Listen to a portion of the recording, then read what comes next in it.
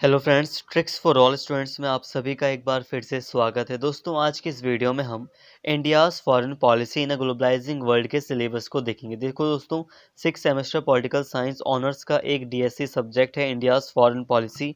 आज हम इसका सिलेबस देखेंगे और समझेंगे कि इसमें आपको क्या क्या पढ़ना है।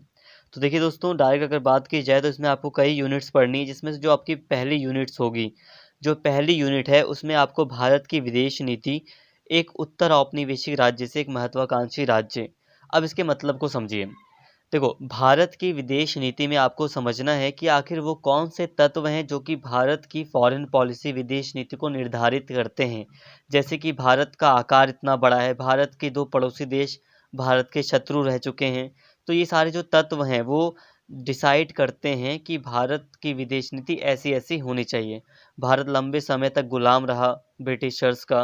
भारत की एक लंबी तटीय सीमा है, इसलिए भारत को एक नेवी की आवश्यकता है शक्तिशाली। तो कई सारे फैक्टर्स हैं जो डिसाइड करते हैं कि इंडिया की विदेश नीति यानी कि फॉरेन पॉलिसी कैसी होनी चाहिए।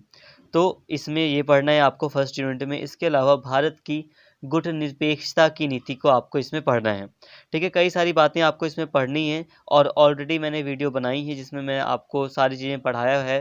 तो आप अगर यूनिट 1 के लिए उन वीडियोज़ को देख लेंगे तो आपको सारी बातें क्लियर हो जाएँगी। इसके अलावा जो यूनिट 2 है, यूनिट 2 में आपको भारत और अमेरिका और रूस और भारत के संबंधों को समझना है। देखो, यहाँ पर क्या समझना है, भारत और अमेरिका और रूस के साथ जो संबंध रहे हैं भारत के, अमेरिका और रूस दोनों के ही साथ, वो 2 चरणों में बँटे हुए हैं। एक संबंध था शीत युद्ध के दौरान और एक है शीत युद्ध के बाद। शीत युद्ध के दौरान भारत और अमेरिका के संबंध अच्छे नहीं थे। शीत युद्ध के बाद हम देख रहे हैं कि भारत और अमेरिका काफ़ी क्लोज़ आ रहे हैं। और भारत और रूस के संबंध जो हैं वो शीत युद्ध से पहले भी काफ़ी अच्छे थे और शीत युद्ध की समाप्ति के बाद भी अच्छे बने हैं। तो कई सारी चीज़ें आपको इसमें पढ़नी हैं जो कि आपको पढ़ाई जाएगी। आप वीडियोज़ को अगर देख लेंगे, चैनल पर जो भी वीडियोज़ हैं अगर आप उन वीडियोज़ को देख लेंगे, अगर नहीं भी बनी तो वीडियोज़ आपको मैं प्रोवाइड करा दूँगा, तो उन वीडियोज़ को अगर आप देख लेंगे तो सारी चीज़ें कवर की गई हैं, आप आसानी से समझ जाएँगे। इसके अलावा जो यूनिट 3 है उसमें आपको चीन के साथ भारत के संबंधों को पढ़ना है। इसमें भी यहाँ पर बहुत सारे फैक्टर हैं।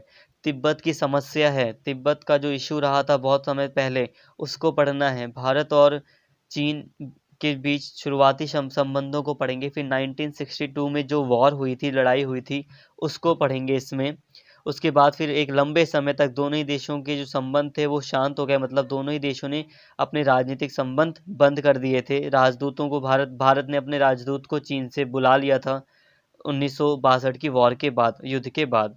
तो कई सारे इसमें मतलब तनाव वगैरह भी आए थे भारत और चीन के बीच, और आए दिन हम देख रहे हैं कि सीमा पर तनाव बना रहता है।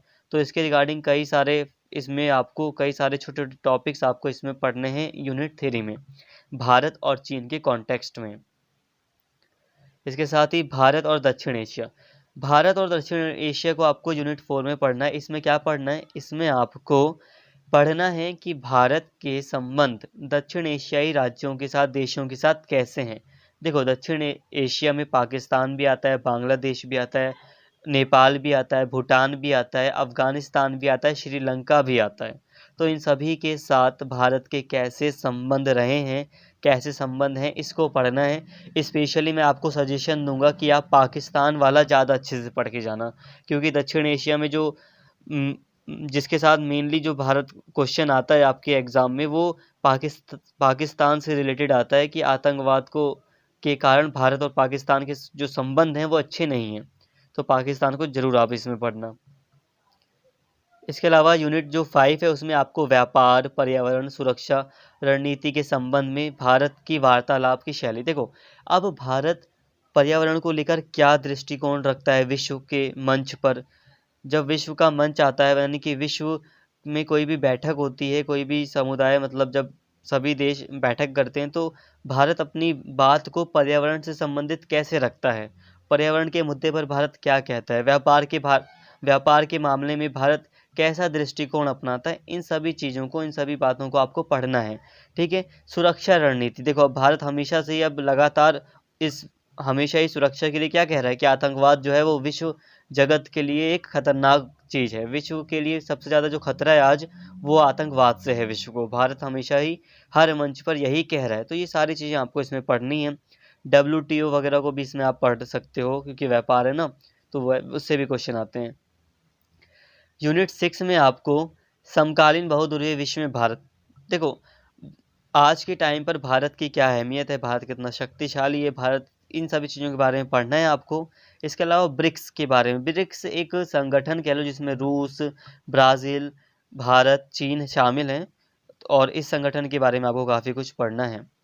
इसके अलावा कुछ और भी जो चीज़ें होंगी वो आपको इसमें पढ़नी है, बट उनको मैंने वीडियोस में, आप जब मैं आपके लिए वीडियोस आपको सभी यूनिट्स पर प्रोवाइड कराऊंगा तो उनमें आपको सभी चीज़ें आपको मिल जाएंगी।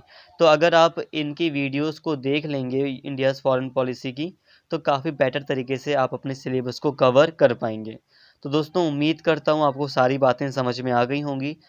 तो फिलहाल आज की इस वीडियो को हम यहीं पर स्टॉप करते हैं। अगर आज की वीडियो आपको अच्छी लगी हो तो प्लीज़ चैनल को सब्सक्राइब कर लें और इस वीडियो को ज़्यादा से ज़्यादा शेयर करें और लाइक करें। Thank you.